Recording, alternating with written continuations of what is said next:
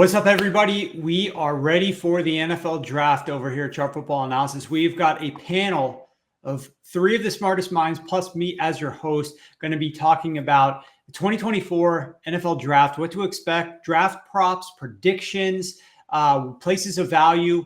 And the goal here is we're going to walk through the entire market from top to bottom. There's a billion types of prop bets out there. Probably going to release more tomorrow, but what is up there right now, we're going to analyze it from start to finish just based upon the type of prop bet. Before we get started, we want you to know that you can find Ryan McCrystal and Brendan Donahue's mock drafts when they release them tomorrow up on sharpfootballanalysis.com. Both of these guys are among the smartest and most accurate as graded by the Huddle Report mock drafters over the last 5+ years. And they produce their final mock drafts tomorrow. They submit them tonight. Those get graded and they will be published on the website tomorrow. So that's a reminder, come back to sharpfootballanalysis.com tomorrow to go ahead and check out those mock drafts and see where these guys officially are staking their bets. But we're going to walk through the bets right now, and we've got a great list of guys here. In addition, a special guest, Eric Froton. So I'm going to let the guys kind of introduce themselves for now. But Eric, why don't you go ahead and give us a little bit about yourself and how long you've been involved in the NFL draft process, what your background is, and let the listeners know a little bit more about you. Sure. I'm the lead college football analyst for NBC Sports. I've been covering the draft and college football in a professional manner since 2018. Ray was nice enough to hire me back in the day. Thank you, Ray. And that's not accurate. I would like to say that's not accurate. I don't want to take any credit for that. Fair enough. So, I do have obviously a long-standing relationship with Ray, and my real claim to fame when it comes to the gambling markets is college football props, week-to-week player projections, which I have been able to hit successfully. 67% of my recommendations in each of the past 4 years for college football prop betting. So that does tend to dovetail with the combine, which I was able to do very well with. I went 3-0 in my public plays, undefeated in my parlays, and hopefully the NFL draft. We'll see how that goes. Yeah, absolutely. Hopefully we give the listeners here some edges and picks that they can hit. Ryan McCrystal, why don't you do the same? Introduce yourself and share a little bit about your background. Yeah, so I'm sure a lot of listeners know me from doing some college football stuff here at Sharp and some NFL props during the season, but really the NFL draft is my main focus. That's what I'm thinking about year round. And so this is my time to shine. This will be my 21st year covering the draft, doing mock drafts and top 100 boards, competing in that Huddle Report contest, as you mentioned. So this is a busy and stressful week for me, but I love it. Yeah, I know we were on a call earlier today, and I was asking you if you got your big board in. You did, and now here is the final few hours. I always wonder what it's like for the guys that are participating in these mock drafts, because when you build up this credibility, you obviously get a little bit nervous if the final one goes in, and you, like most of the guys in this thing, are relatively nervous, about what you're going to do with your final selection. So I'll be excited to see that come out tomorrow on Sharp Football Analysis. And obviously we've got a few here that we're going to share with people as it relates to some draft props. Finally, Ray, I wanted you to tell a little bit about yourself. You are not a draft expert. You are not a film grinder. I'm not criticizing you in any way. Yeah. I am likewise neither of those. But what I will say is this: you spent time with Rich Rebar going through all of the team needs for the entire 32 teams, spent over a month doing that, grinding that process. And so you've got a great background to discuss some of the player team fits here, in my opinion. That's why I wanted to have you on the show. Yeah, no, we've been writing the team needs series, Rich Rebar and myself, over at Sharp Football Analysis. We've gone through all 32 teams, all 32 rosters, position by position, not just positions we think are needs, but literally going through the entire depth chart. I'm really happy with that. and how they've come out. So, go and check those out. I do have to say the listeners have gotten a nice reprieve from me being on the podcast for about a week and a half. And so I have to apologize to y'all that Warren has pulled me out to talk about the draft props. So you have to hear me one more time. I apologize, listeners.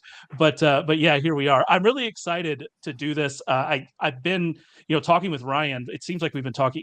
We did a podcast right after the Super Bowl, right, Ryan? We've been talking for a long time about this draft. And like Warren said, I'm not a tape grinder. I wouldn't even act like I ever was.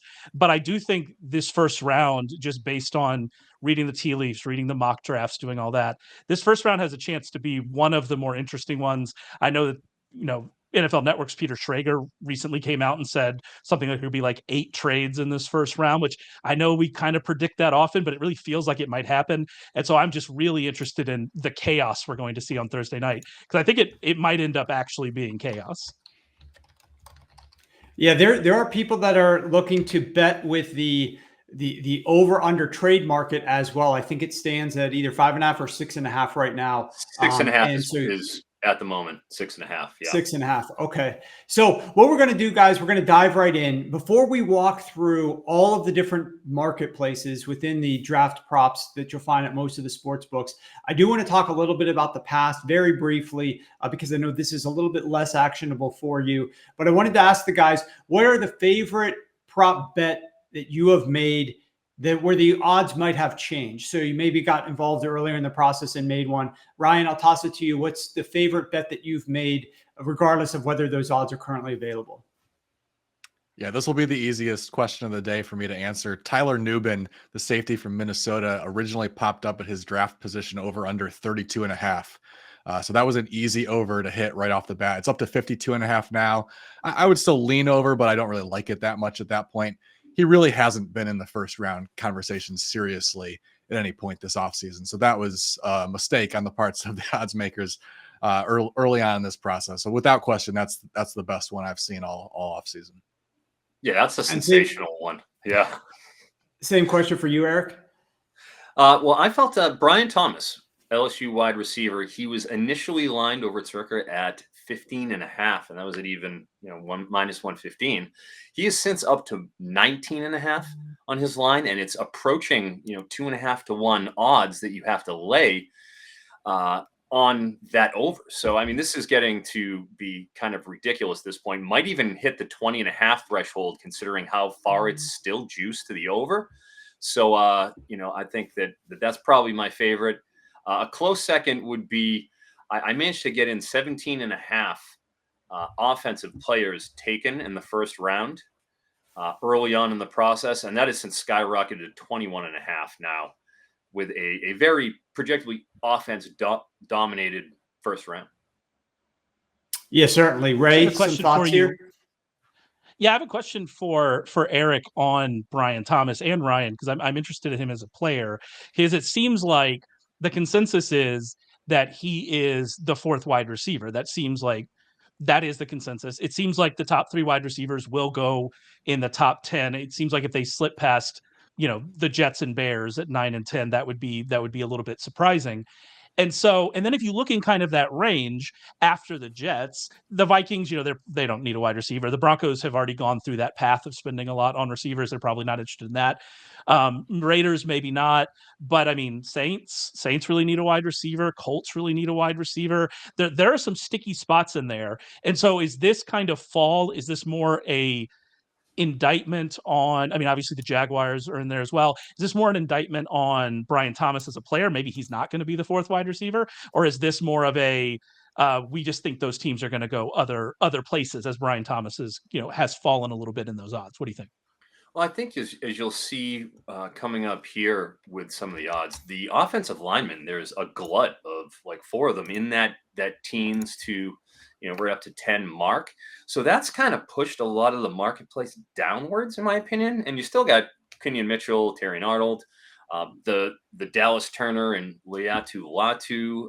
The 2 of them, I think Verse has kind of fallen a little back there. But because of those 2 positions, I think the edge and the offensive lineman, it's kind of pushed down, at least perceptually, Thomas. And I really think that initially 15.5 was a little flawed. I look at 17.5 being like, that's really the first part you're going to look at and say, Jaguars really need to give Trevor Lawrence something after Ridley departs. And, Christian Kirk is not going to be that outside threat.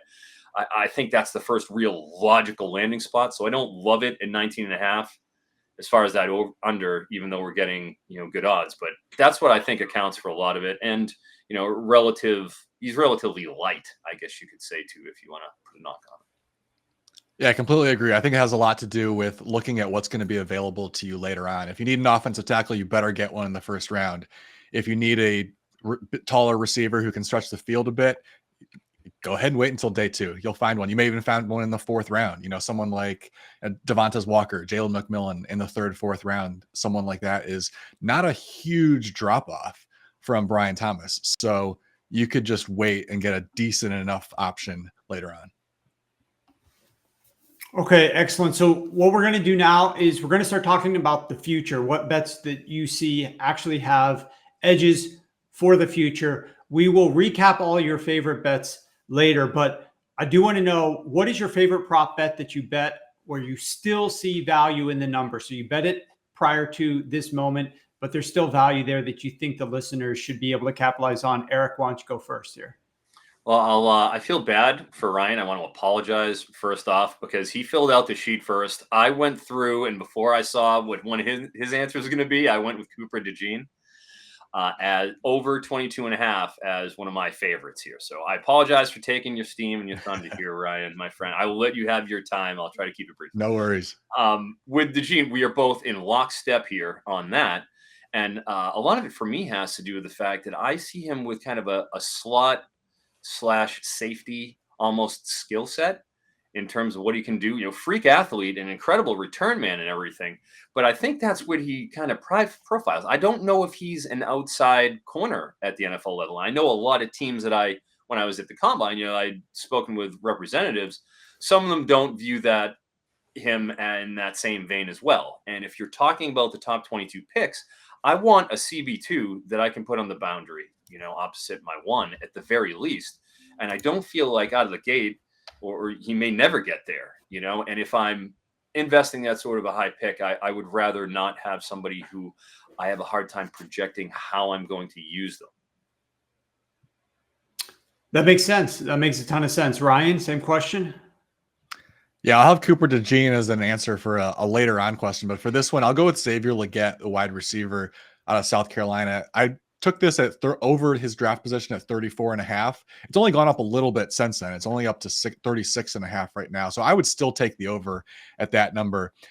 This is a weird one because he's been in the news a lot lately. There've been a lot of headlines and talking about him potentially being the first pick of the 2nd round with the Panthers. That generated some headlines a couple days ago. He keeps popping up on lists of like possible surprise first rounders.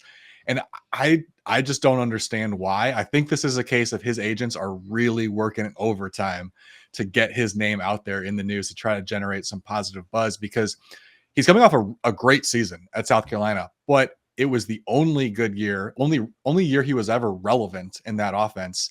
And he was there for 5 years. So you've got an older player with only 1 year of really doing anything.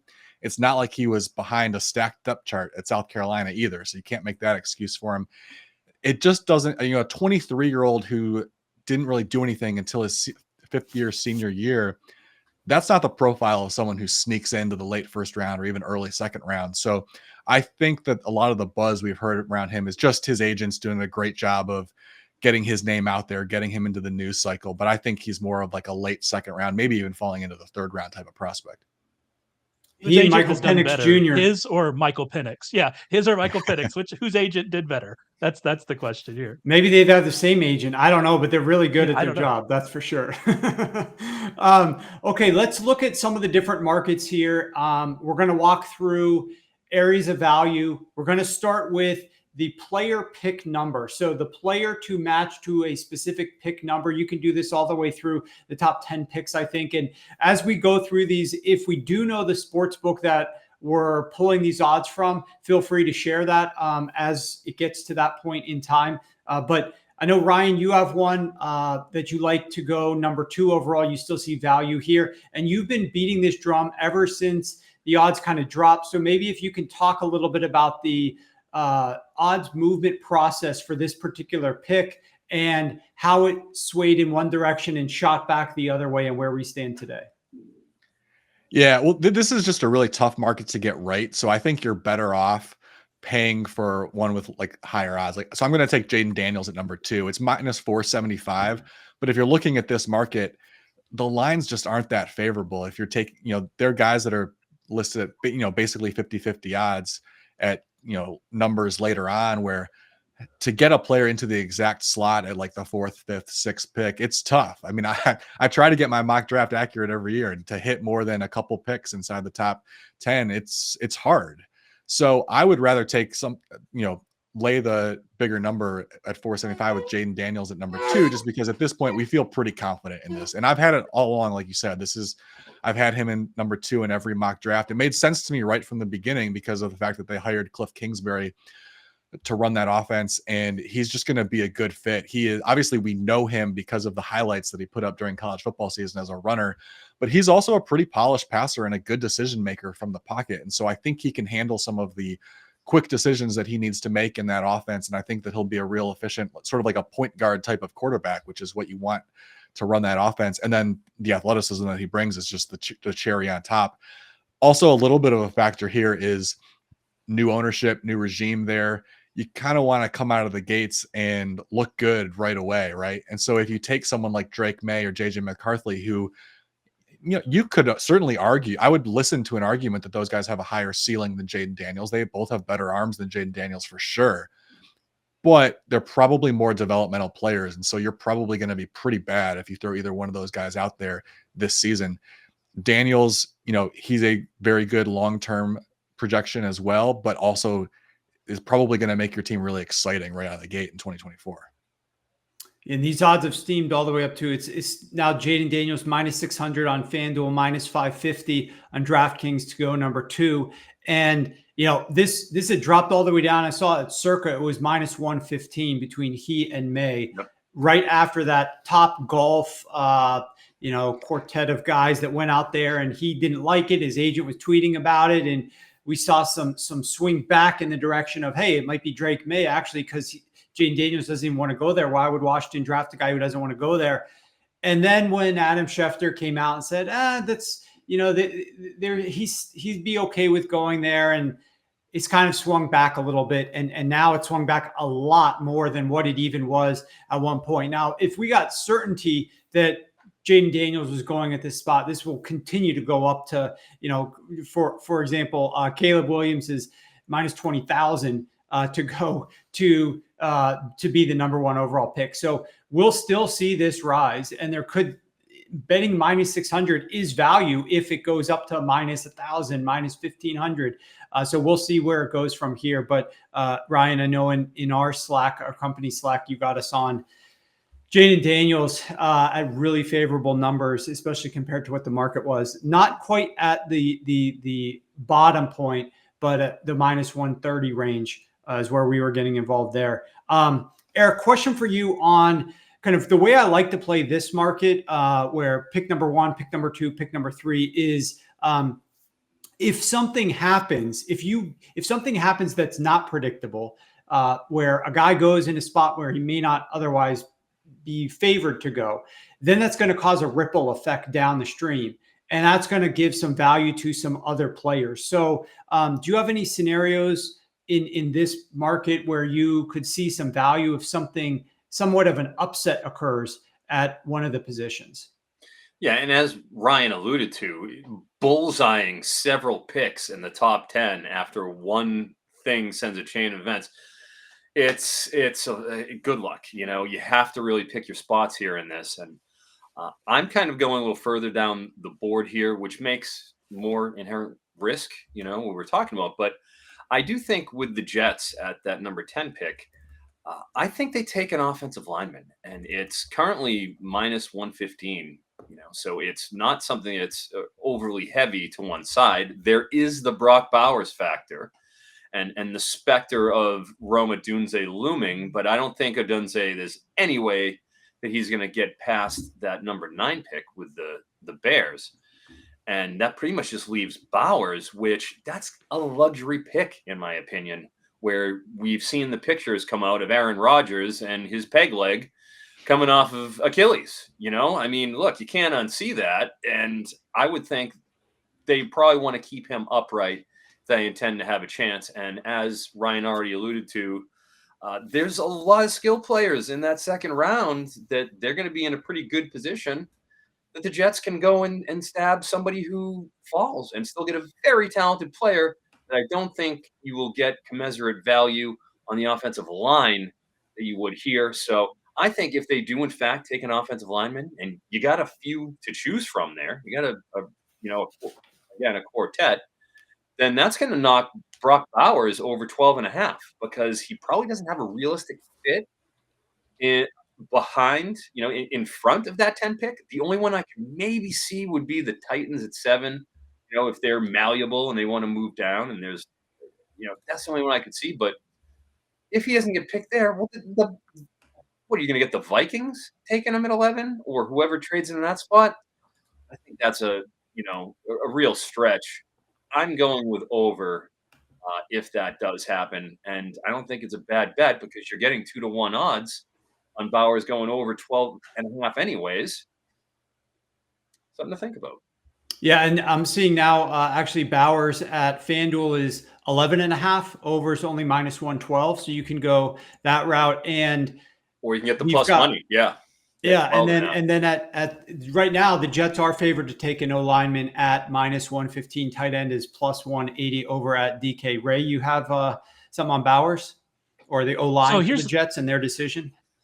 So we had in the team need series, we had offensive line as the number 3 biggest need for the Jets, even after they added Tyron Smith and John Simpson and Morgan Moses. Rich Rebar and I, we collaborate on this. I probably wouldn't have the offensive line that high for them because when I think about the Jets, this is a team that is in, win now mode as much as possible, given where, we are with Aaron Rodgers. We saw them give Mike Williams a 1-year deal. Like they're going for this thing. And when you look at their offensive line right now with those additions, and obviously their injury concerns with Elijah Vera Tucker and their injury concerns with Tyron Smith. But if you just look at their front, they do have a starting front right now. And so I wonder, given where they are kind of from a needs perspective, and given where they are needing to add some pass catchers there for Aaron Rodgers, I'm a little bit skeptical that it'll be offensive line. Now, the one kind of caveat to that is the offensive line talent available there is most likely going to be better than the pass catcher talent available unless they're really high on Brock Bowers. But I continue to see this kind of offensive line as being a big need for the Jets. Obviously, we have it as the number 3 biggest need. But when I think about this team, I think we also need to remember where they are from a team building perspective, the fact that they do have a at least functional starting offensive line right now that they could gamble on staying healthy. And maybe this isn't the go for it all win now move, drafting an offensive lineman there. And that would be my kind of one concern about thinking about the Jets taking an offensive lineman. Yeah, it's interesting. I had actually talked with Connor Rogers, my coworker at NBC Sports, and had asked him because he is a Jets beat guy, and he's around the team, and he's pretty dialed in. What do you think that number 1 is? What do you see from this team and think that they'll do? And he had reaffirmed the offensive lineman position, which certainly helped inform where I'm coming from here. So. Hey, I certainly see that going either way. We'll see. Yeah, no, absolutely. And it's a need, there's no question, especially like I said, with the injury issues.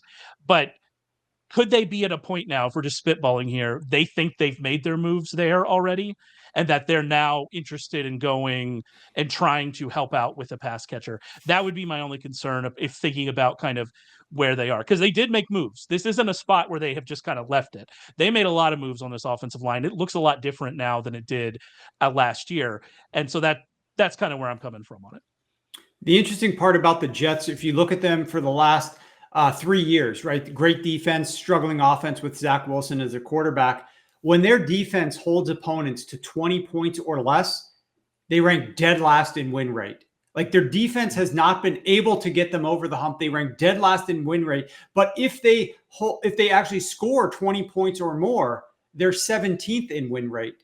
If they hold opponents to 24 or less, they're 31st in win rate. But if they score themselves 24 points or more, they are number 9 in win rate. So this is a team that has thrived if they get any type of offensive explosion, and that's what it's felt like to them. Like 24 points is an offensive explosion, even though the league average over the last 3 years is 25 points per game.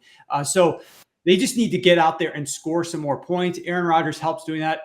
Are they going to go for offensive lineman protection, or are they going to go for the weapon in Brock Bowers? The other thing is that no team has spent more draft capital on their offensive line over the last 5 years than the New York Jets, but they rank second worst in pressure rate on their quarterback, which indicates a couple things. Number one, it matters actually who you draft, not just the fact that you're spending draft capital, but most of all, quarterbacks do control the pressure. And so if you have Aaron Rodgers, I think your offensive line immediately that you don't have to deal with Zach Wilson, but that's going to be a very interesting discussion. Ryan, one for you in the same vein in terms of if X happens, then Y is more likely to happen here at the top of the draft. Yeah, well, I'll stick with the same conversation about the number 2 pick in the draft. If I'm wrong about Jaden Daniels going number 2, there's a couple different bets that you could place to try to, maybe if you want to place both of them as like sort of a partial hedge, or if you just, if you want to pass on that Jaden Daniels bet because the number's getting too big and you want to try to play the contingency plan. If Drake May goes number 2 or JJ McCarthy goes number 2, I believe last I checked, Drake May was plus 380, McCarthy was plus 1100 to go number 2. You could place one or even both of those. Jaden Daniels is definitely going number 3 in that case. So you could follow that up by placing Jaden Daniels to go number 3, which is a plus 425 right now.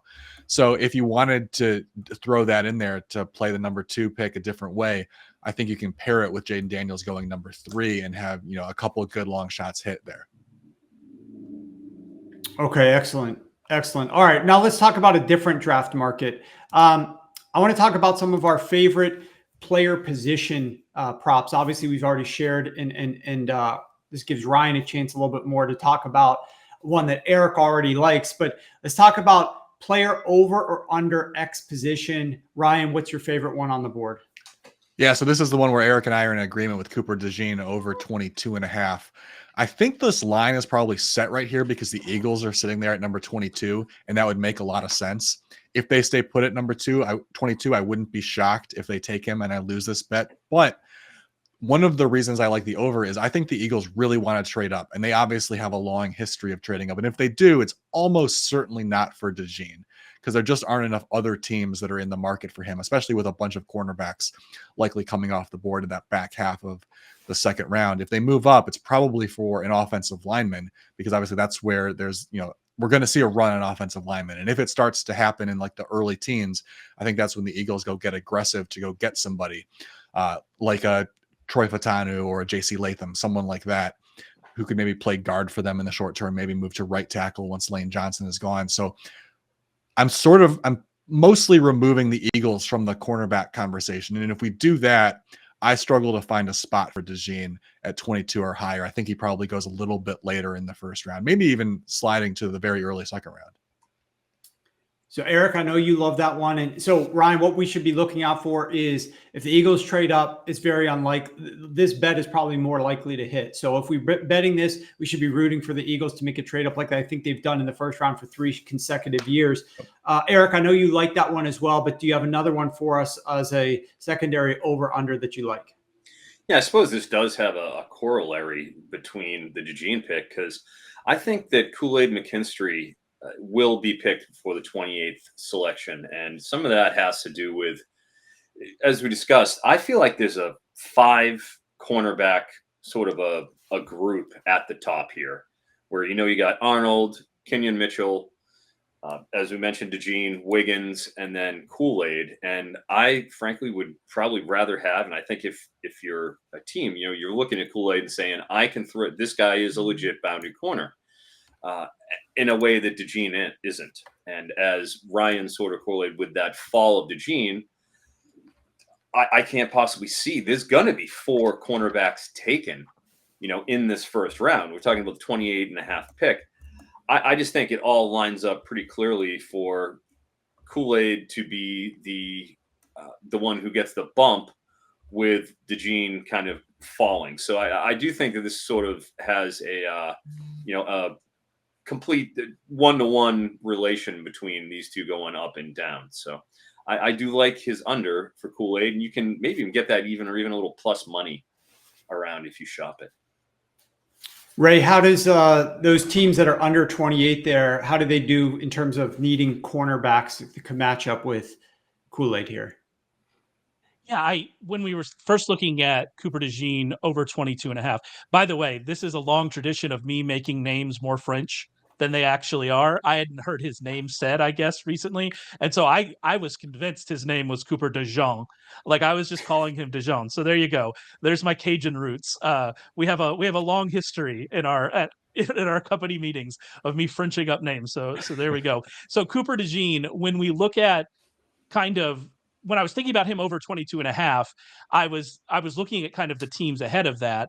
And, the Eagles, obviously Ryan mentioned the Eagles. People are giving the Jaguars a wide receiver. We actually have cornerback as their biggest need, with Darius Williams gone. Tyson Campbell's in the final year of his deal. Kind of took a step back last year, even when he was healthy, kind of took a step back. Bengals could be corner shopping depending on how much they want to trust DJ Turner in year 2 to kind of take a step up. How comfortable are the Steelers with Dante Jackson opposite the legend, the Penn State legend that is Joey Porter Jr. And so there are lots of like in that kind of range, there are lots of people to pick corners. And if we don't think it's going to be DeJean, I think Eric's 100% right that somebody's got to move up there. And it seems like McKinstry is the one. And I know, Ryan, you have McKinstry. I think I saw it flash up on the screen, 17th in your big board. And so that feels like it would not even be like people are reaching for him at that point if he ends up to kind of one of those teams in that range.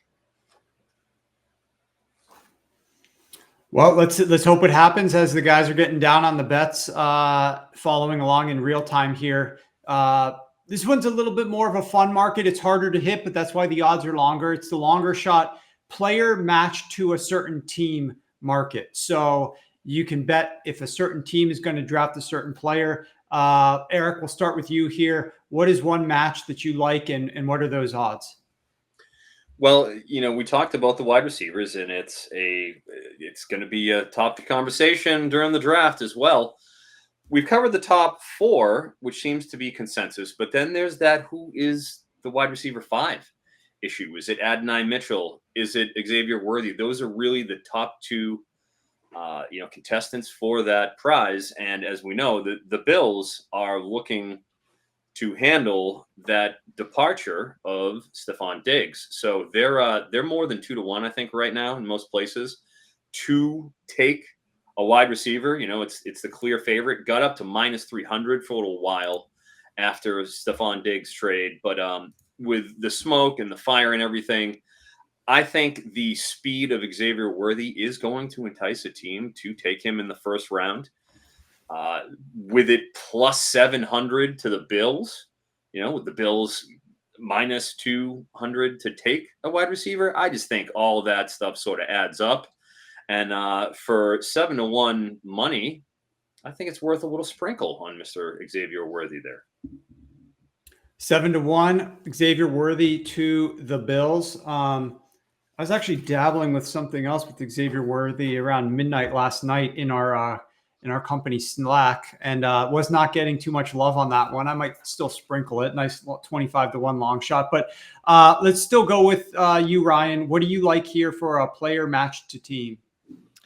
Yeah, I'm not a big fan of this market in general. It's so hard to match players to teams. I mean, like with the mock draft contest that we do, if you connect like 5 or 6 players to a specific team in any given year in the first round, you had a good year for player to team matches. It's really hard to do. And obviously a couple of those are coming at the very top, the first 3 picks or so. So in this market, what I like to do is just try to find some real extreme long shots that no one seemed to be expecting. So I kind of like Eric's suggestion of Worthy to the Bills at +700.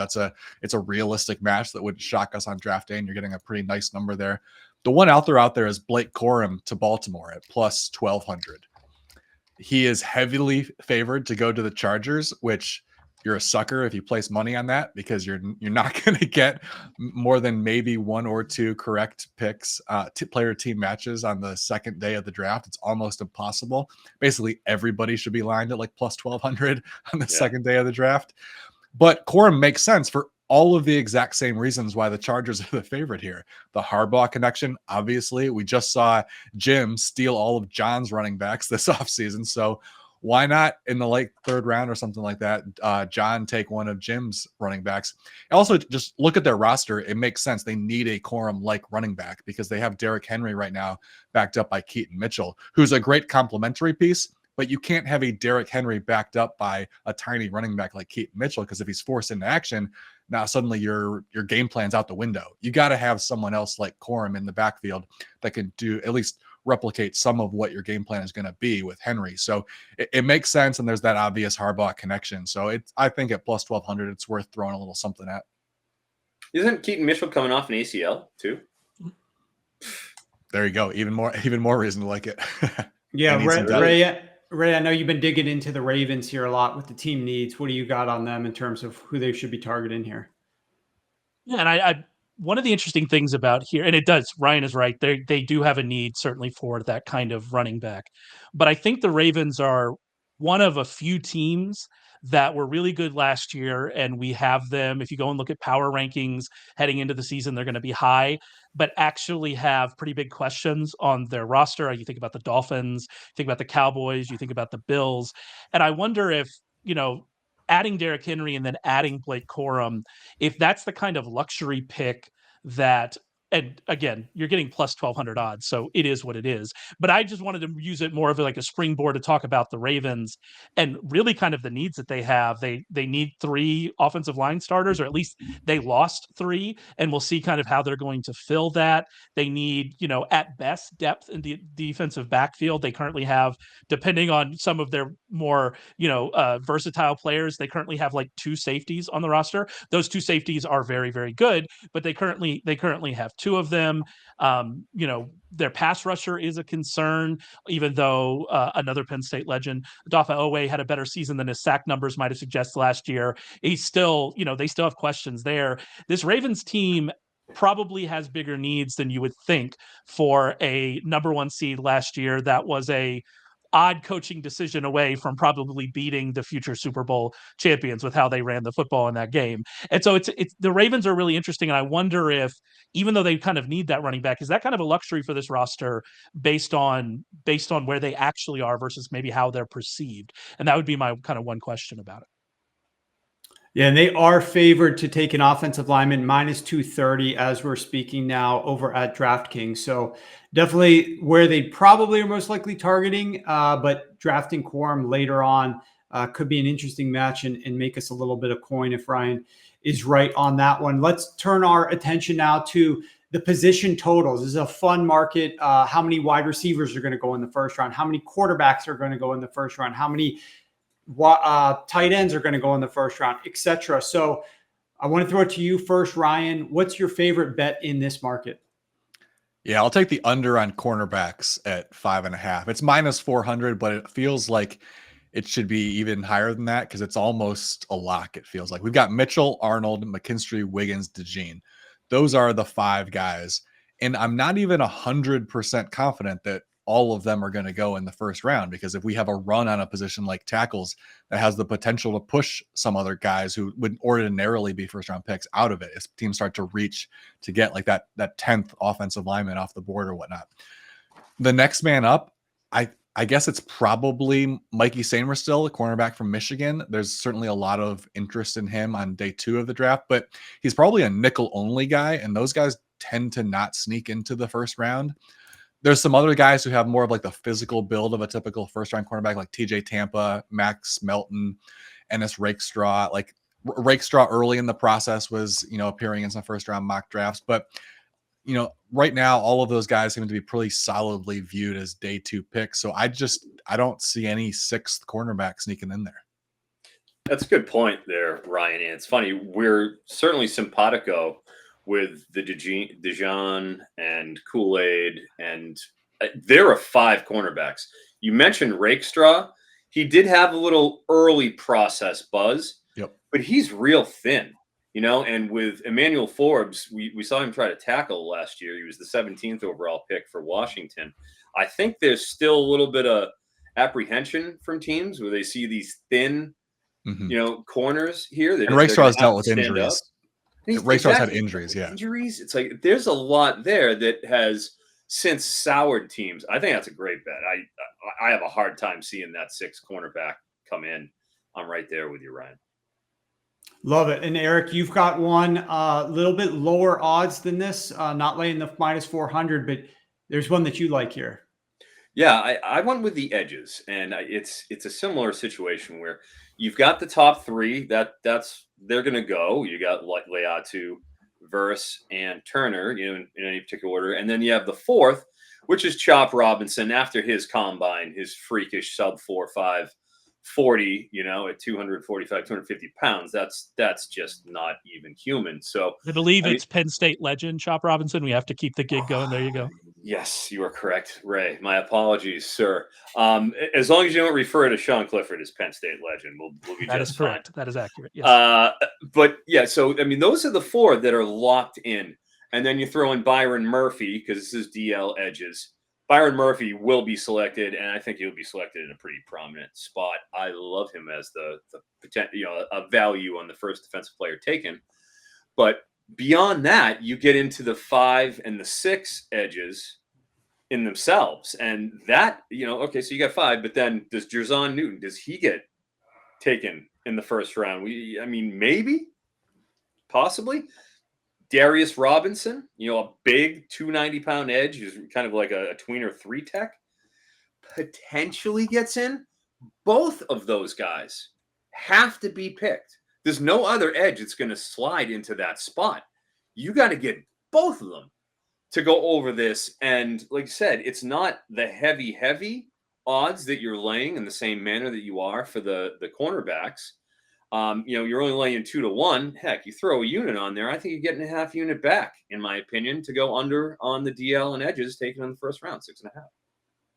So the interesting part, I got a follow-up question for Ryan on that one, but I will mention Jim Hooper in the chat said, when will Ryan's final mock come out? He has to submit it tonight.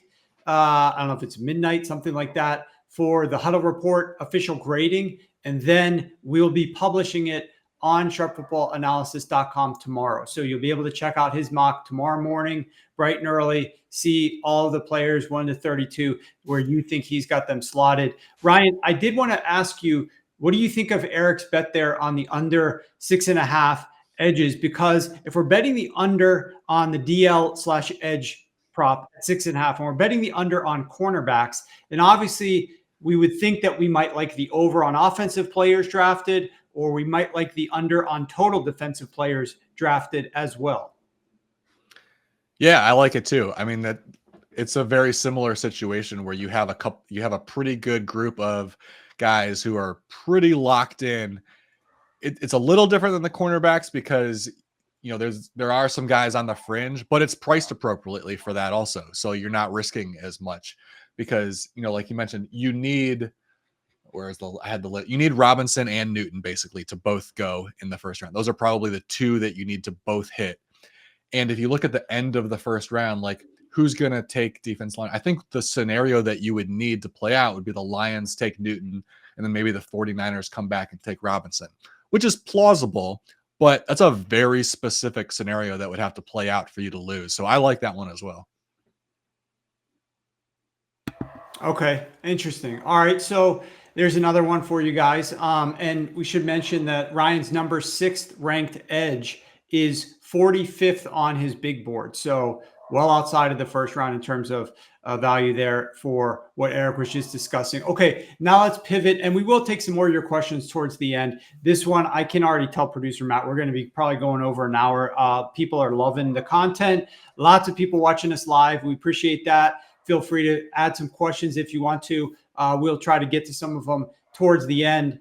Let's pivot over to the bets to go in the top 5, top 10 first round. This is another draft market that you can just bet on a player. Will he be a first 5 pick? Will he be a first 10 pick? Will he be a first round pick? So in this one, we'll start with Eric.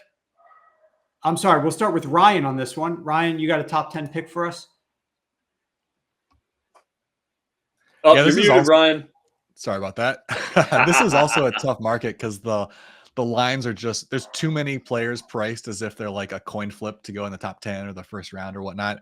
So I think the way to approach it, if you want to get some action here, is to go for more of a long shot one. So I'll take Quinion Mitchell to go in the top 10. Last I saw it was at plus 550. And I think it's probably appropriately priced there, but it's worth taking a little shot on just because the Falcons specifically are a team that could take him. They've definitely done a lot of homework on the cornerbacks this offseason, specifically Mitchell, Terrion Arnold, Kool-Aid McKinstry. You don't spend a lot of time with a position group like that where the guys are pretty much locked into the first round unless you see a couple scenarios where you could end up with one of them. You know, player visits and whatnot, it's hard to draw a conclusion that a team likes a specific player just because they visited with him. But when you see them going after a bunch of players at the same position who are grouped closely in terms of where they're going to come off the board, that signifies genuine interest. So the fact that the Falcons are meeting with those guys, it tells me that they see a scenario where they come away with one of them in the first round. Maybe they just take one at number 8. Maybe we sort of underestimated their interest in a cornerback and they actually take him just 8th overall. But there's another scenario I like where I think it could happen is that, you know, we see a couple of the receivers come off the board early. We know the Bears want one at number 9. The Jets are definitely interested in the receivers in this class. What if they just jump the Bears, go up to number 8, take that receiver? That leaves the Bears now. They're going defensive player. So maybe they're the ones that take Dallas Turner. The Falcons are sitting there at number 10, feeling good about the fact that they can still get one of the cornerbacks they like, and they take Mitchell right there at 10. And so he sneaks in the top 10 that way. So I see a couple scenarios where he actually goes in the top 10. And so at plus 550, it's probably worth taking a shot at. Ray, you got some thoughts on Mitchell?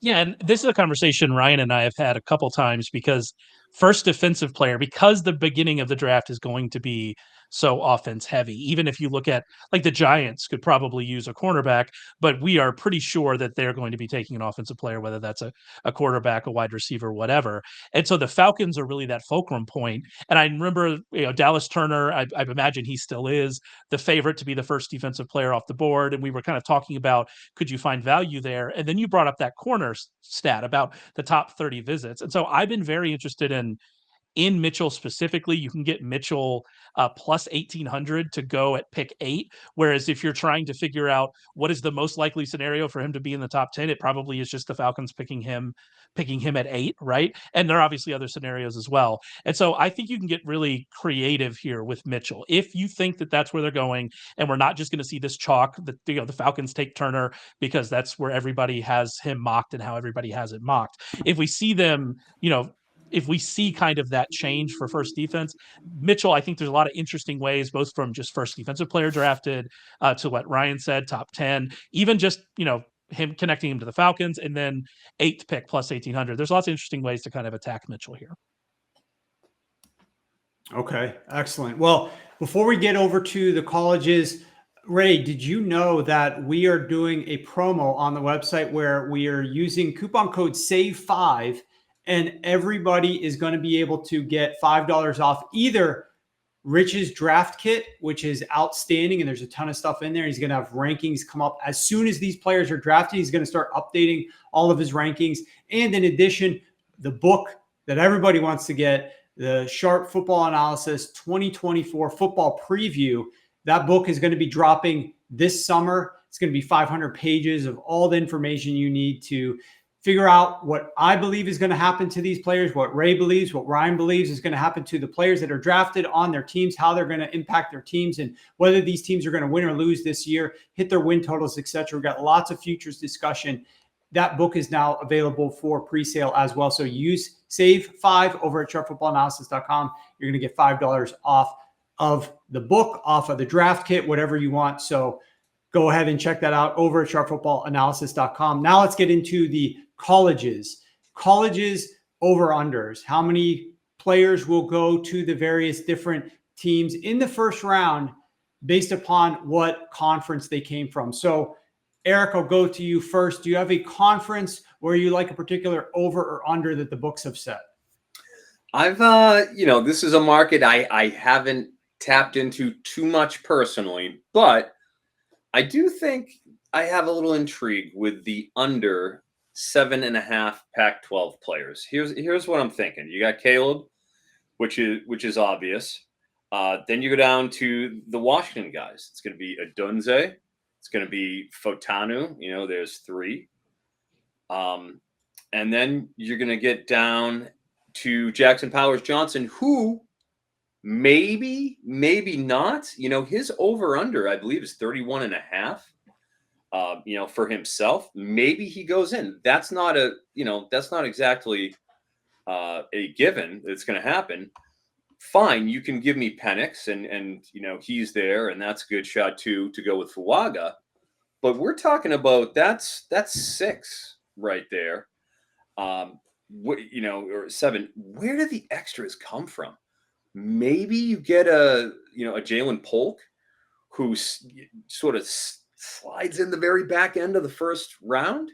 He was mocked there by Peter Schrager. I do think that is pretty darn unlikely, but at risking 2-to-1 odds, I understand it's not as appealing as you'd like, but gosh, I'm looking at the numbers and I'm seeing a very difficult path to 8 guys drafted in the Pac-12. Ryan, are you? I didn't hear you mention Latu, but I assume Latu's in that. Latu's in there in too, that of 7. course. Yes, yeah, perfect. yes, Making sure. Yeah. Ryan, how about you? Looking at the ACC, you got an under that you like? Yeah, I'll take the under 4.5 for the ACC. I believe this is available at -400. Again, that's not the greatest number that you want, but it feels like a lock. It could probably go a lot higher than that. We've got Drake May, Graham Barton, Jared Verse as absolute locks. Nate Wiggins likely also getting in there, and that gives you 4. So who's the 5th ACC player? I guess it's probably Keon Coleman. He's young. He's just 20 years old, but he doesn't really fit the athletic profile of a first-round wide receiver. So I'd be surprised if any team wanted him, especially just, like we've already mentioned, there's so many guys available on day 2. Why would you reach for wide receiver? And beyond him, I mean, the next guy's up, maybe Braden Fisk, defensive tackle from Florida State, or Peyton Wilson, linebacker from NC State, both very talented players, but injuries and age are concerns for both of them. So they also don't really fit the profile of someone that teams reach for at the end of the first round. So I think we got 4 guys pretty much locked in.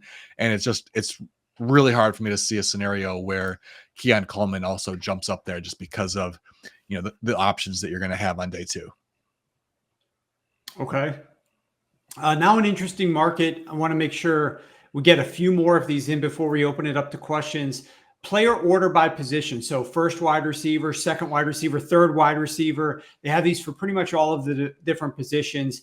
And I want to see, Ryan, do you have a player order by position bet that you really like here? Yeah, I'll take Jonathan Brooks to be the first running back off the board. This is available at -150. I probably wouldn't take it if it became much more of a favorite than that, because Trey Benson is certainly in the mix. Marshawn Lloyd is probably deserving of being in the mix as well.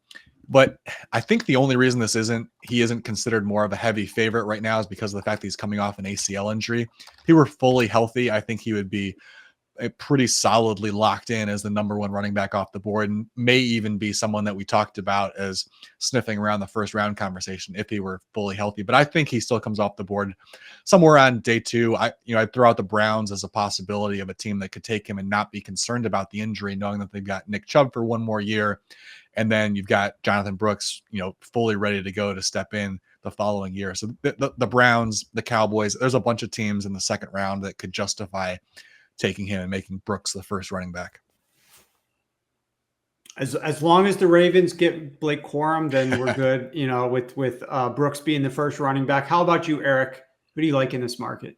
Yeah, I like Byron Murphy to be the first DL taken. Now, what I like about this particular market is Murphy is +250 to be the first defensive player taken. All right, I'll take the $10 haircut here. Go from 250 to +240 and take out the entire cornerback group, and you can just have him isolated with just the edges to see who it is. So Murphy is a guy who's getting the blessed Aaron Donald comps, which is rarefied air for interior defensive linemen. And with the real uncertainty about what's going to happen with Atlanta, the conjecture about, we've seen Dallas Turner's star fade pretty significantly in terms of that heavy favorite to be the first defensive player. That's not the case anymore. It's come back to the pack. I think it's kind of it could be any one of Turner, Murphy, Kenyon Mitchell, who was already mentioned. I love that top 10 Kenyon Mitchell prop. It could be any of those players. And with Murphy being at plus 240, that's way better than you're going to get for Turner. And it's better than Layatu as well. So heck, at 2.5 to 1 for the first defensive lineman, cutting out the corners, give me this freakishly talented guy. Now, I will mention that these odds have tanked maybe over the last few hours. Murphy is down to plus 165 on DK, plus 175 on FanDuel to be the first defensive lineman or edge drafted. So wow, the market has come down a ton since we were filling out the show sheet. But Ray, you got some news here from Dane Brugler on this one. And we actually got a question about this. Jared said Byron Murphy's now plus 125 to go 9th to the Bears. And I think what we're seeing is, so Dane Brugler, the great Dane Brugler on the Athletic podcast, said that Murphy is a very realistic option for the Bears at 9. And so when you're looking at the Bears and kind of what they need, I think most people are throwing Adunze there. You look at them needing another edge rusher for sure opposite Sweat. And so I think that's where people have gone. But now with Brugler, Brugler's plugged in, I'm going to trust him coming out and saying how much they like Byron Murphy. I think that's why we're seeing these odds come down. And that's what makes it even more interesting to take him as first defensive player, top 10, whatever you're looking to do there, because there now is that realistic landing spot at 9, which makes it a little bit. Before that, I wasn't so sure. I was like, how high can he possibly go? But if 9 is that landing spot, then yeah, that opens up a lot of possibilities here for betting on Murphy. Yeah, just to add to that, I think the perception that he's rising or that Dallas Turner is falling, I think that's Dallas Turner played at Alabama, and everybody watches Alabama and knows Alabama players. And then he goes out and has a great combine. And the assumption was, well, obviously the Alabama guy who runs really fast is going to be the first defensive player off the board. I don't think that was ever reality, because Turner, he's got a lot of flaws to his game. He's definitely an up and coming prospect, but he's probably not someone who comes in and lights it up, or maybe even starts as a rookie. So I don't think he was ever like locked in at that spot like the odds suggested. I think now we're starting to see realistic odds where the first defensive player on each team's draft board is going to be different. So it's just going to come down to who takes that first defensive player. Yeah, absolutely. Some of these markets have the ability to flip in an instant and go based on that news. And Dane's certainly painting that connection there. Let's talk about another marketplace that I like this one a lot. I think this one is a very fun market because it's totally based on team needs for the most part. And so, Ray, I'm sure you're going to have some stuff here that you can chime into both of these guys' suggestions here. But the position of the team's first drafted player, that marketplace, the Bills' first pick, what position group is that going to be? So, Eric, why don't we throw it to you? I know you say you don't want to talk about the Jets O-line again, but that's where you'd be going with this one. They are favored to draft an O-line. I was sharing those odds earlier on the show. I believe it was like minus 115 to go O-line. Yeah, well, I mean, it goes to the, what we had kind of discussed about with Ray is just you have a few different options here. Where you have Fuaga, you have Fitanu, you have Fishanu, you have many interesting names that are difficult to pronounce. No, but throw Latham in there, of course. And with the sheer volume of really projectable, talented big men that I just don't think you're going to find the same opportunities later in the draft, where you will have a very rich, plentiful core of receivers and skill positions to shop from. So I just think, looking at the positions, looking at the leg of Aaron Rodgers, that's what led me there. But, Ray makes a pretty convincing case as well. All right. How about you, Ryan, what do you think here in terms of position for a team is their first pick? Yeah, I'll stick with another offensive line prop here, and I'll take Eagles to go offensive line. Last I saw earlier today, it was at plus 200. I already mentioned that they're interested in trading up. We're fairly confident that they want to move up, and it's probably for an offensive lineman, just knowing where those players are going to come off the board. JC Latham, Troy Fatanu both make perfect sense for them as guys who could play guard now or move to right tackle once Lane Johnson hangs it up. I'll even throw out Tyler Guyton as a possibility. He has a relationship with Lane Johnson. They're both Oklahoma guys who work out together.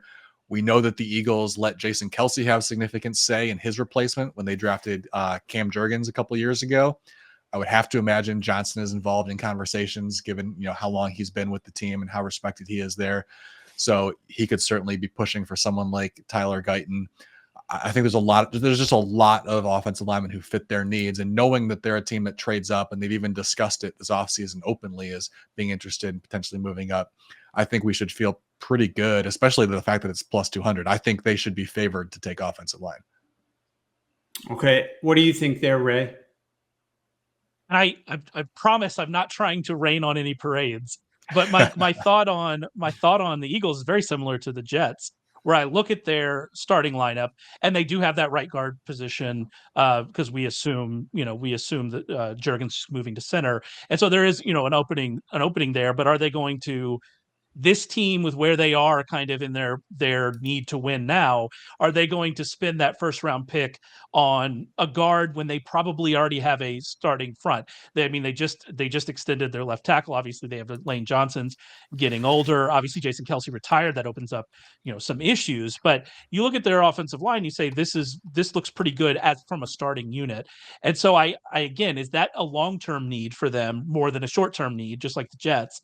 And is this team kind of where they are in their cycle? Are they going to be interested in not just spending a first round pick, trading up to spend a first round pick to draft a position that's more of a longer term need than a shorter term need? That's really my question with this. But y'all's point is perfect, because if you're in that range, that kind of 10 to 22 range, right? That is where the value is probably going to be, is on these offensive linemen. And so that's really kind of the tightrope you have to walk on projecting where these teams are going to go. Well, if you look at the team needs pieces over at sharpfootballanalysis.com that Ray and Rich built over the course of last month, which I highly encourage you to do with some spare time, you pick your favorite team, go check that out. If you're so intrigued, go check out the rest of the competition in the division. But if you look above the Eagles, Ray, you've got the Dolphins at 21, they need O-line help. Steelers at 20, they need O-line help. Rams at 19, they could look O-line help. Jaguars at 17 could look O-line. Seahawks at 16 could look O-line. We also got the Saints, the Raiders at 13 and 14. They both need offensive line help. So it would be like the Eagles know the run is going to be coming. The Eagles know that these stud offensive linemen aren't going at the very, very top of the board. There's going to be that run in the early teens. And if they want to get their guy and they fear that somebody else might take them, that trade up to go after the offensive line, to leapfrog, which Howie does all the time. Position of need for another team, boom, he jumps right in front of that team. He knows needs somebody, and he goes and drafts the same position, but for something that he needs. Has been very consistent in what he's been doing over the last several years. This next marketplace I really like, just because I like playing the long shot scenarios out. We've been talking a lot about it on our Slack, sometimes late at night, sometimes early in the morning. Well, if this happens, what could be the scenario downstream that X, Y, and Z were to happen?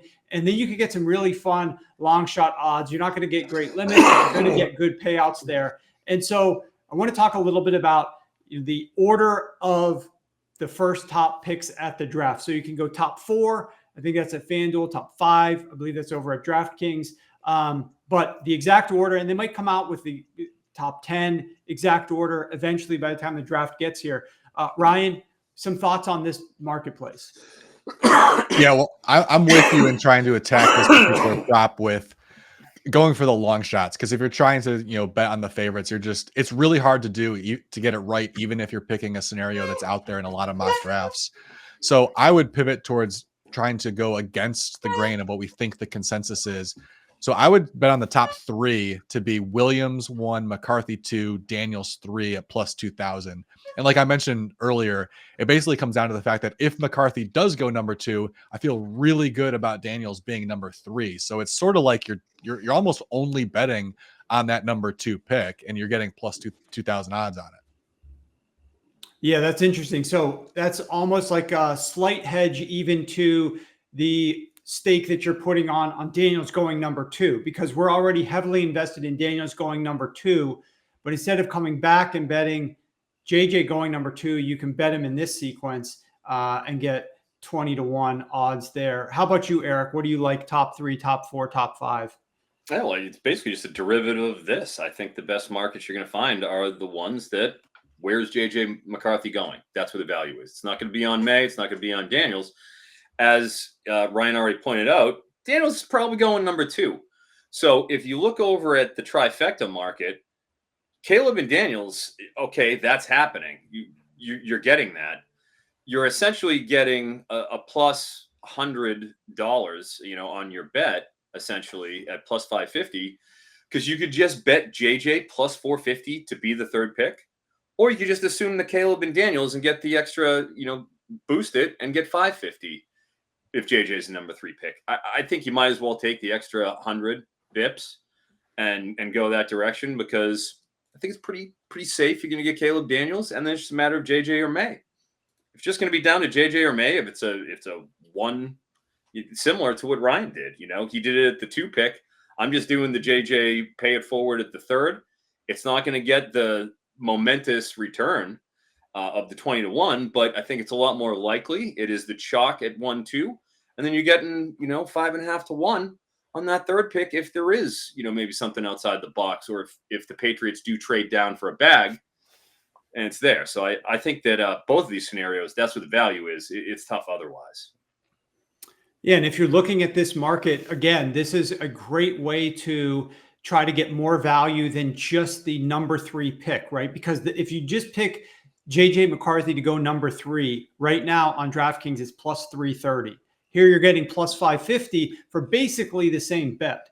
If you think Caleb and Daniels go 1 and 2. And then for Ryan's bet, where he is basically throwing out there that he thinks potentially you go McCarthy at 2. Well, if you just bet McCarthy to go number 2, that's 11-1 return, but he's getting 20-1 return, almost double the bet, by betting it in this order of Williams, then McCarthy, then Daniels to follow that up, which would be, like you mentioned, Ryan, the most likely outcome if JJ McCarthy does go number 2. So just a different way to attack the number X pick is this type of marketplace, especially in a year where we already know what number 1 is going to be for certain.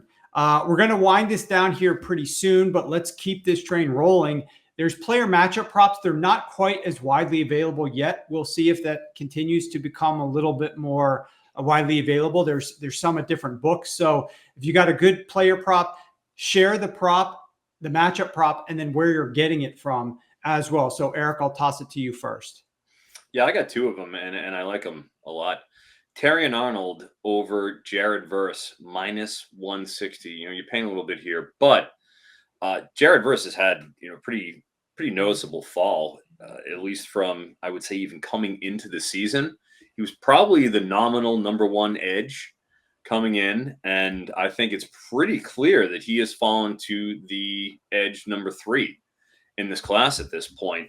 He's a power edge, but he isn't, particularly fluid. He's more that edge setter, kind of base edge type, whereas you're going to have more dynamicism out of Latu and Turner. Turner's just freakish package overall. The premium pedigree coming in as a 5-star, like everything with him, you get it. The production isn't Will Anderson, but the potential is there. All the pieces are in place, but and then you look at Latu, and he's just the polished, smooth, athletic, the consummate edge bending pass rusher, but he isn't going to stand up in the run game quite the same way you get out of Verse. But you can find guys who can be physical edge setters. You're not going to find the kind of fluidity and the ability to run the loop like Latu there. I think him being that third edge, Arnold and Kenyon Mitchell, that first CB market has closed up last week. That was, almost 2-1 to the favor of Mitchell, and now that is certainly closed up. Could very well be the number one cornerback. I think he gets taken in front of Jared Verse, and I feel pretty good about that, seeing how he's, his star is dimmed. But I would say my number one bet is Kenyon Mitchell. We already talked about him with Ryan over Troy Fatanu. When I put this in, this is at minus 120, right? Last time I checked, I just looked, minus 135 right now. What book is this at, Eric? This is at DraftKings. Okay. And you'll see this is mispriced right out of the gate. Mitchell is currently lined at DraftKings. He's at 15.5. Go over, but he's at 15.5 as his line. Look at Fatanu. He's already been bumped up. He was 16.5 started. He's bumped up to 18.5 now, juiced to the over. So you already have a 3-pick window of discrepancy, and you're only paying 135 on that. You got Kenyon Mitchell is the favorite to be the number one cornerback taken, and Fatanu is one of a group of 4 tackles that we really don't know what that group is how it's gonna align itself. I think the Occam's razor philosophy here is I need to make less extrapolations to see Kenyon Mitchell get drafted than I do to see Troy Fountain get drafted. I love that. That is frankly my best bet. Kenyon Mitchell gets drafted before Troy Fountain. There you go. So 2 different matchup bets, both taking the cornerback over defensive lineman there. Ryan, real quick thoughts on both of those. Do you agree? Thumbs up, thumbs down. And then why don't you share your favorite matchup? Yeah, I could get on board with both of those. I think that's really sound logic for each of those props. For me, I'll go with the Texas receivers, and I'll take Xavier Worthy over AD Mitchell at plus 130. This, I think, should really be a coin flip because they're different types of receivers. And so who each team has graded higher is going to be a little bit different depending on what they want. And so to try to say that one of them is a real strong favorite over the other, I think that's a tough sell. So I'll just take the guy who has longer odds. But also there's a couple specific reasons here. Is that number one, speed wins. Teams want the fastest players. We see a lot of time teams reach for speed. They don't reach for the AD Mitchell type of receiver. Even though he's a good receiver, I have Mitchell graded higher than Worthy personally.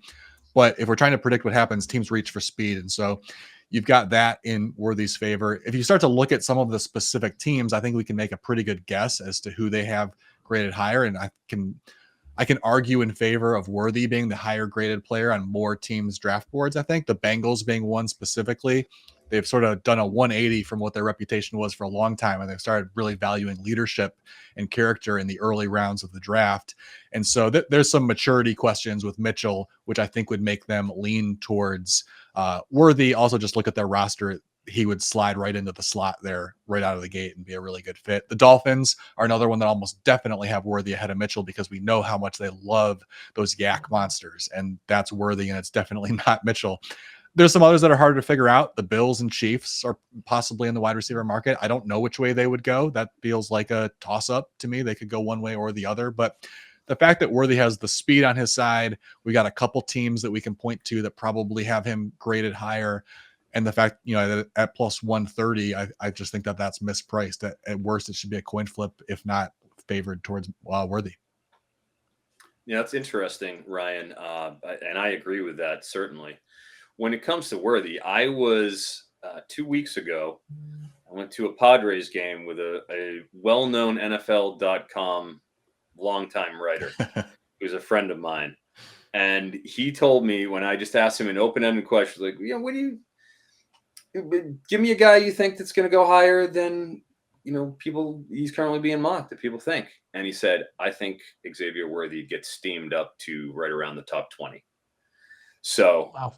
I don't see Adonai getting there, especially with all the plays that he takes off. Adonai Mitchell, I can't unsee, his tape with that. Like if he's not getting the ball, trust me, it. Everybody knows he's not getting the ball. He mails it right in. NFL teams don't dig that. I really like this bet for multiple reasons, but this is very sound.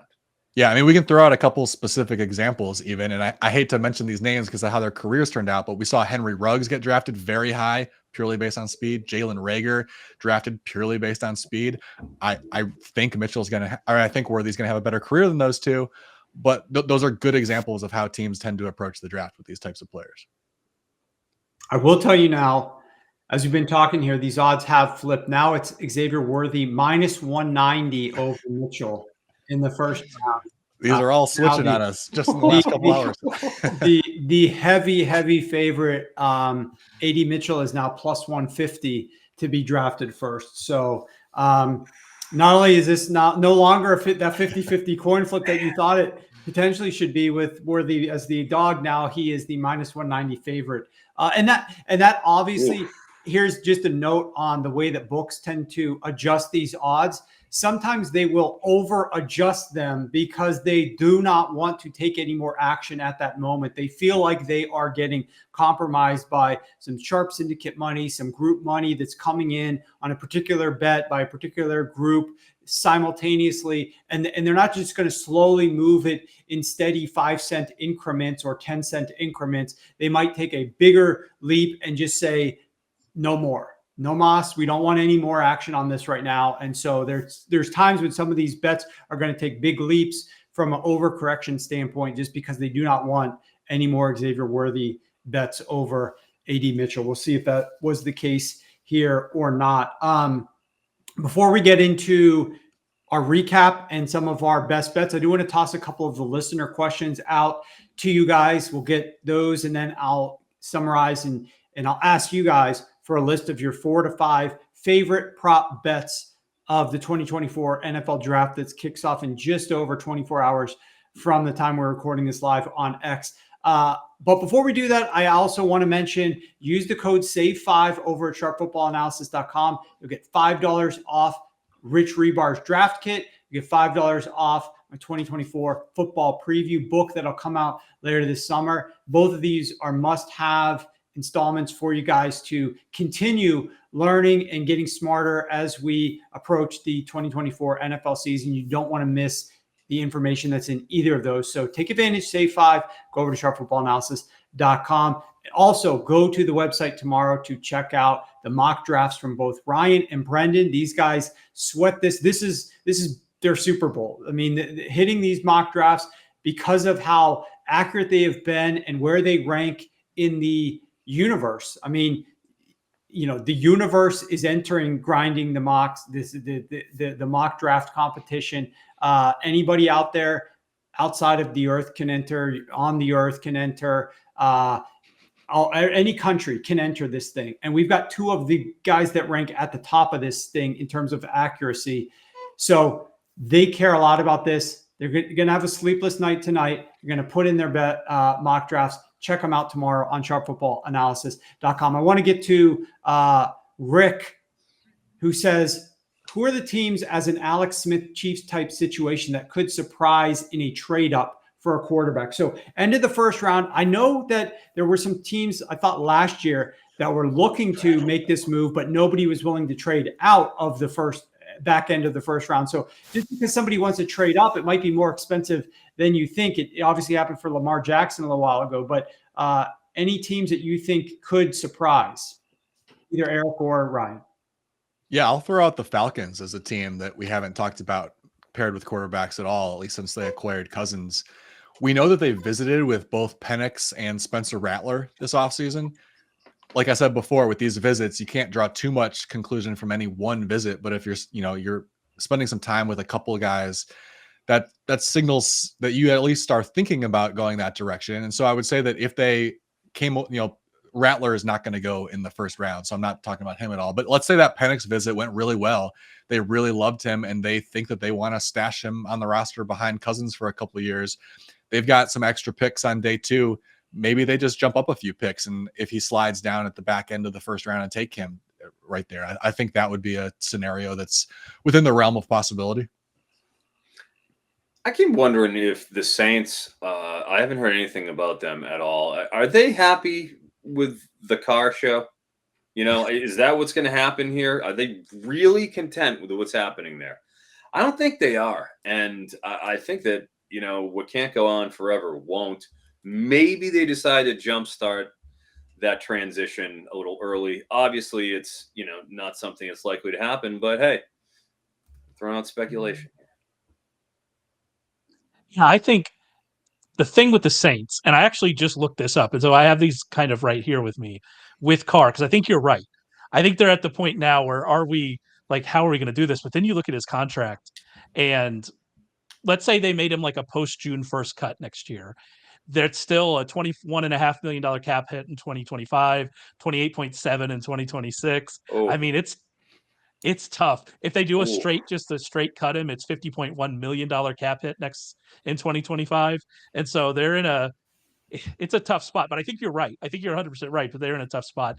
I look at the Seahawks. I don't know how much Seahawks quarterback talk I've heard, which is odd, especially given the connection they have there to Michael Penix, with the new coaching staff. And so I'm interested in that. And then, I mean, we saw the Rams really hit last year and really accelerate the timeline of where we thought they were going to be. And obviously they lost Aaron Donald this year, but now they have much more draft capital than we're used to. Matthew Stafford flirted with retiring last year.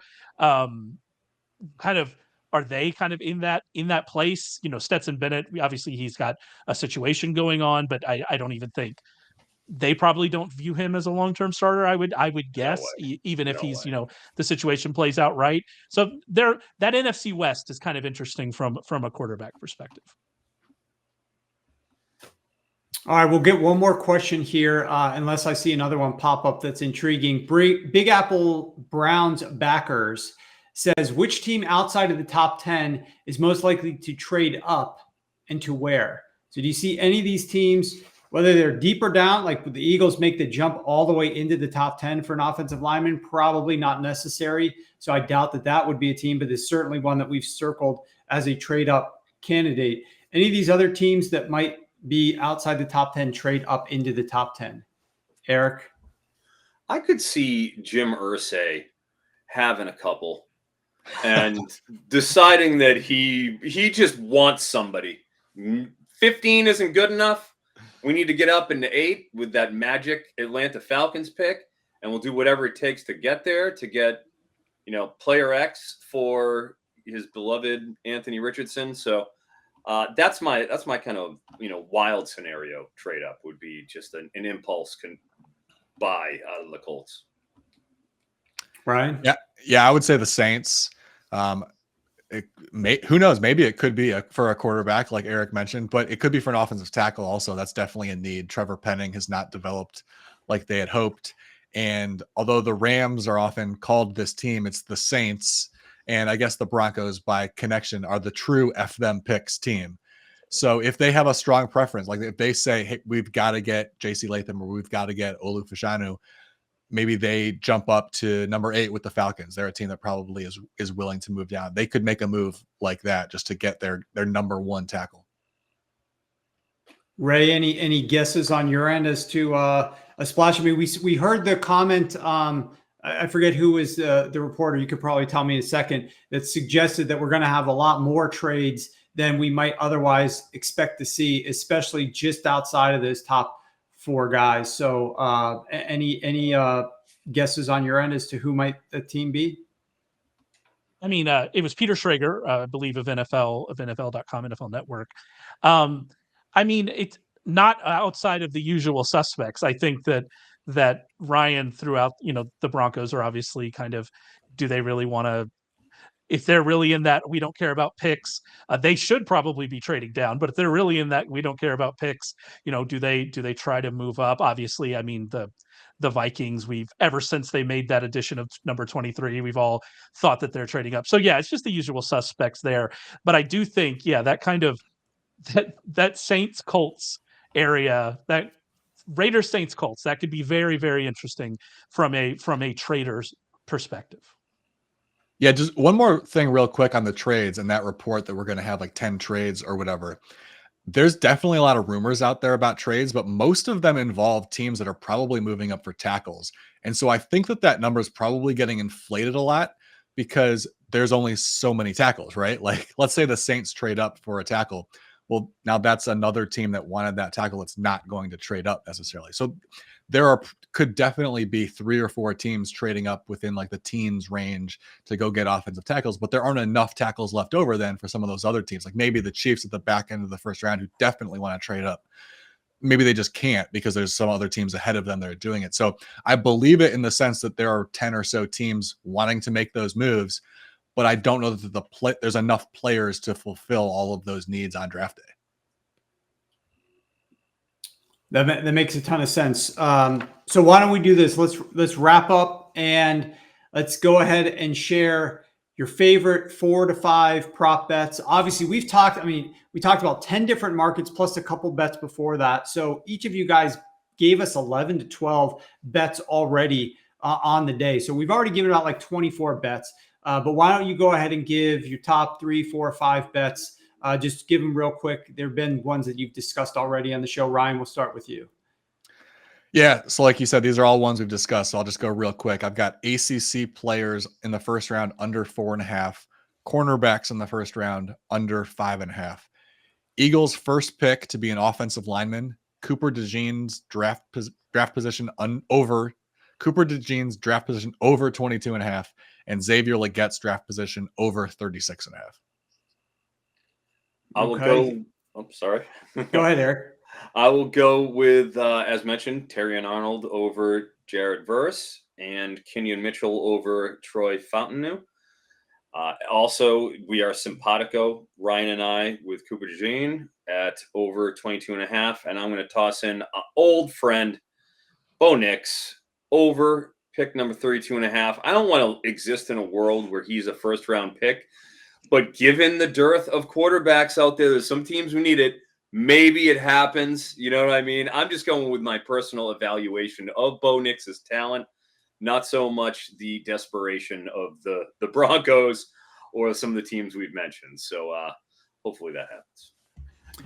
Don't want to live in a world is so strong. It's such a strong hate of the man.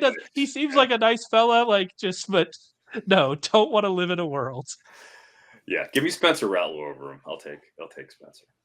No. Eric, why don't you share again? You're of NBC fame, but are you doing any more draft content prior to the draft or any first round recaps or anything like that that people should be on the lookout for? Sure. I will be doing a second and third round mock draft after the first round tomorrow. So that'll be up on Friday morning. I have a series of rankings and profiles on every defensive player position as well as the offensive line, since that is my cross to bear for NBC, as you know, Ray.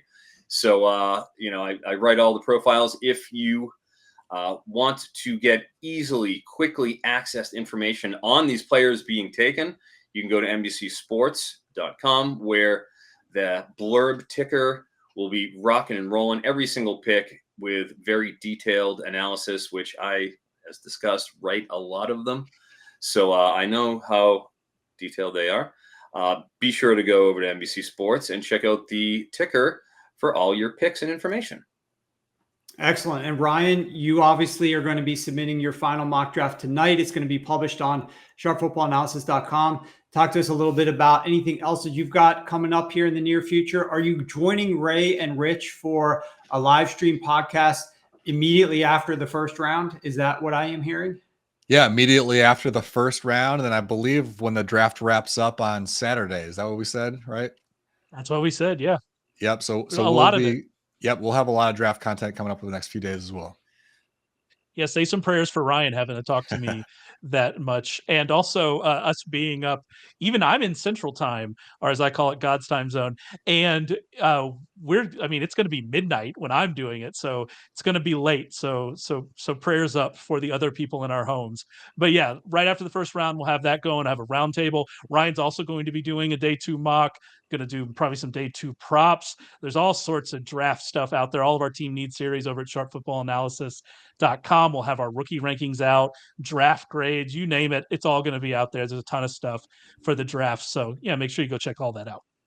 And I'll be writing up some of my favorite prop bets and sharing those tomorrow morning up on the site as well. So come back to the website, sharpfootballanalysis.com. You'll get Ryan and Brendan's mocks. You'll get my props, and then stick with us all weekend long as we break it down, both live here on X as well as in your podcasts. Follow the Sharp Angles podcast and on YouTube as well. So that'll do it, guys. We'll let Ryan get back to sweating out his final mock submission here in his remaining hours.